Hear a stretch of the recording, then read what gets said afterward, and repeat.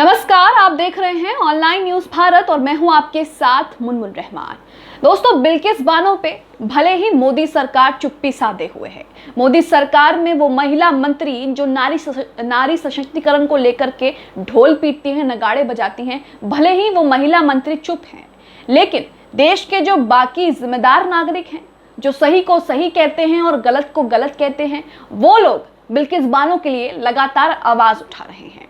आज मैं आपको बताऊंगी कि किस तरीके से 134 नौकरशाहों ने मोदी को एक खुला पत्र लिखा है और कहा है कि अगर बिल्किस बानो के दोषी खुलेआम ऐसे ही घूमते रहेंगे तो महिलाओं की सुरक्षा पर इससे असर पड़ेगा। महिलाओं की जो सुरक्षा है उसको लेकर के गलत प्रभाव पड़ेगा।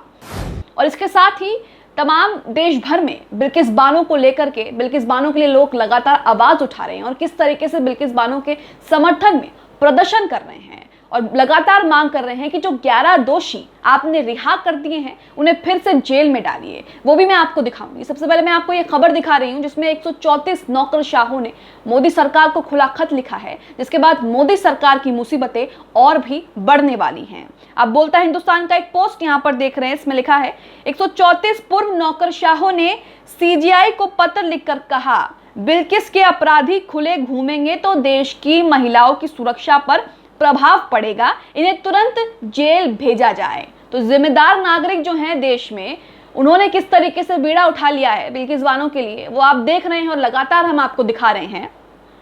भले ही इस पूरे मामले पर बीजेपी में दो टूक हो गई हैं, दो पक्ष हो गए हैं कि एक पक्ष जो है वो लगातार इसका विरोध कर रहा है, खुलकर अपनी बातें जो है सामने रख रहा है, लेकिन एक पक्ष जो है जो बिल्कुल चुप्पी साधे हुए, माने जैसे सांप सूंघ गया हो। खबर मैं आपको पढ़कर सुना रही हूँ। क्या है? हिंदुस्तान लाइव की खबर है। खबर में लिखा है, बिल्किस बानो को न्याय दीजिए, 134 पूर्व नौकरशाहों ने चीफ जस्टिस को लिखा लेटर। खबर में आगे लिखा है, बिल्किस बानो के 11 दोषियों की रिहाई को लेकर देश भर में विरोध प्रदर्शन हो रहा है। अब 134 पूर्व नौकरशाहों ने भारत के नए चीफ जस्टिस को इस मामले में पत्र लिखा है। इस पत्र में दोषियों को रिहा करने के फैसले को पूरी तरह से गलत बताया गया है। साथ ही इस फैसले को सुधारने के लिए गुहार भी लगाई है। गौरतलब है कि 2002 में गोधरा में बिल्किस बानो के परिवार के लोगों की हत्या कर दी गई थी और सिर्फ इतना ही नहीं, गर्भवती बिल्किस बानो के साथ गैंगरेप किया गया था।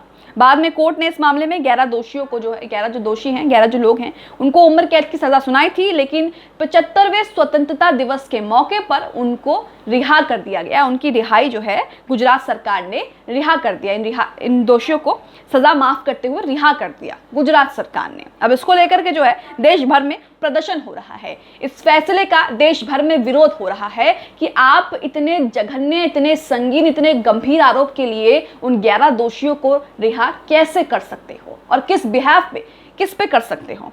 खबर में आगे लिखा है, यह पत्र लिखने वाले 134 लोगों में दिल्ली के पूर्व एलजी नजीब जंग, पूर्व कैबिनेट सचिव केएम चंद्रशेखर, पूर्व विदेश सचिव शिवशंकर मेनन व सुजाता सिंह और पूर्व गृह सचिव जीके पिल्लई जैसे नाम भी शामिल हैं। तो बड़े बड़े नाम जो हैं इसमें शामिल हैं। पूर्व नौकरशाहों ने कहा है कि इन दोषियों की रिहाई से एक तरह से देश के साथ अत्याचार है। इसमें कहा गया है कि हम आपको इसलिए लिख रहे हैं क्योंकि गुजरात सरकार के इस फैसले से हम अंदर तक व्यथित हैं। साथ ही हम मानते हैं कि सुप्रीम कोर्ट ही देश का शीर्ष न्यायिक संस्थान और उसके अंदर ही इस फैसले को सुधारने की क्षमता है। सुप्रीम कोर्ट में लगातार जो है इस मामले को लेकर सुनवाई चल रही है और सुनवाई जो है अब वो टल गई है। 2 हफ्ते के बाद तकरीबन सुनवाई इस मामले को लेकर फिर से होगी। तो दोस्तों, देखा आपने किस तरीके से जो है मोदी सरकार की मुसीबतें बढ़ने वाली है। भले ही इस फैसले को लेकर, इस पूरे प्रकरण, इस पूरे विवाद को लेकर मोदी सरकार चुप्पी साधे हुए है, कोई बयान जो है मोदी सरकार जारी नहीं कर रही। तमाम वो महिला मंत्रियां चुप हैं, स्मृति ईरानी, मेनका गांधी, निर्मला सीतारमण, इस तरह की महिलाएं जो हैं बड़े बड़े मंत्री पद पर हैं और वो चुप हैं। लेकिन जो जिम्मेदार नागरिक है वो लगातार आवाज उठा रहे हैं, लगातार देश भर में प्रदर्शन हो रहे हैं। शबाना आजमी भी जो जंतर मंतर पे हैं प्रदर्शन करने पहुंची और जिसके बाद वो भावुक हो गई। उनकी भी वीडियो कहीं वायरल हो रही है कि किस तरीके से वो कह रही हैं कि निर्भया को लेकर के बहुत लोग जो हैं उन्होंने न्याय मांगा, बहुत लोग सड़कों पर आ गए, कैंडल मार्च हुआ, लेकिन बिल्किस के लिए इस तरह का जो माहौल है वो नहीं दिख रहा है।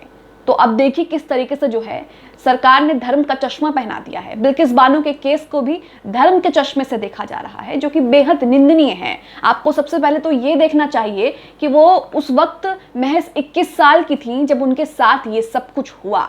किस दर्द से वो गुजरी, क्या चीज़ें जो है उन्होंने सही, किन चीज़ों का जो है उन्होंने अनुभव किया, इसका अंदाज़ा लगाना बेहद मुश्किल है। जिस पर बीतती है दोस्तों वही जानता है। आपको सामने से देख करके आप इस बात का अंदाज़ा नहीं लगा सकते।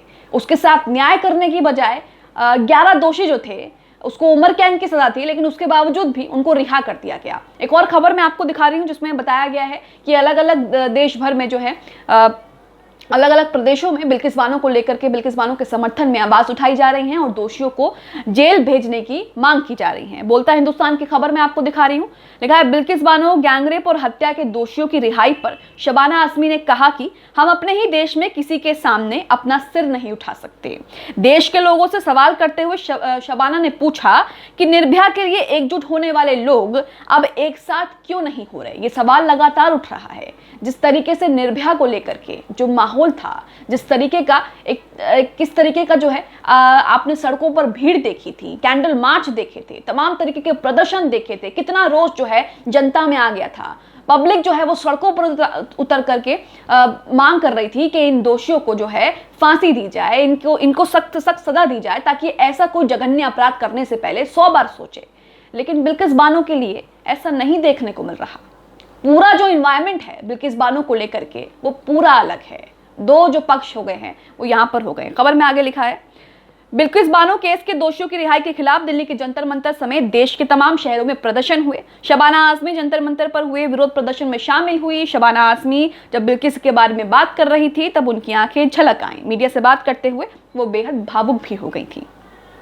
गुजरात सरकार के फैसले के विरोध में दिल्ली के अलावा बेंगलुरु के फ्रीडम पार्क और मुंबई में भी विरोध प्रदर्शन हुआ, जिसमें भारी संख्या में छात्रों और मानवाधिकारों कार्यकर्ताओं ने हिस्सा लिया। तो देश भर में जो है इसको लेकर के प्रदर्शन हो रहे हैं। दिल्ली से लेकर गुजरात तक, मध्य प्रदेश तक, मुंबई तक, तमाम जगहों पर जो है प्रदर्शन हो रहे हैं, क्योंकि जो जिम्मेदार नागरिक हैं, जो सही को सही कहते हैं, गलत को गलत कहते हैं, वो ये बात समझ रहे हैं कि इस तरीके की न्याय प्रक्रिया, इस तरीके की चीजें आगे जो समाज के लिए हैं वो खतरनाक हैं। खबर में आगे लिखा है, शबाना आजमी ने गुजरात के इस फैसले के लिए आड़े हाथों लिया। गुजरात सरकार को इस फैसले के लिए आड़े हाथों लिया। उन्होंने कहा, गुजरात सरकार का कहना है कि दोषियों को 1992 के कानून के तहत रिहा किया गया, जबकि इसी साल होम मिनिस्ट्री ने कहा था कि किसी भी रेपिस्ट की रिहाई नहीं होगी। ये कैसे हुआ? क्या बिना केंद्र के निर्देश के गुजरात सरकार ऐसा कदम उठा सकती है? शबाना आजमी ने जो सवाल किया है वो लाजमी है कि किस तरीके से केंद्र सरकार ने कहा था कि रेपिस्ट की जो है रिहाई नहीं होगी, लेकिन उसके बावजूद भी इतना जघन्य अपराध और इतना पुराना अपराध जो साबित हो चुका है, जिसमें सजा मिल चुकी है उम्र कैद की, उसको लेकर के जो है फिर से रिहाई दे दी गई। तो क्या इसमें केंद्र सरकार की अनुमति नहीं ली गई? क्या गुजरात सरकार इतनी बड़ी हो गई कि गुजरात सरकार ने खुद से ही यह फैसला ले लिया? खैर, इस पर सवाल जो है लगातार खड़े हो रहे हैं, लेकिन जिन्हें जवाब देना चाहिए वो बिल में छुपे हुए हैं। आप इस खबर को लेकर, इस वीडियो को लेकर क्या राय रखते हैं कमेंट बॉक्स में जरूर बताएं। इसके साथ ही चैनल को सब्सक्राइब करें, बेल आइकॉन को जरूर प्रेस कर लें, ताकि जैसे कोई खबर, कोई वीडियो हम डालें उसका नोटिफिकेशन सीधा आप तक पहुंचे।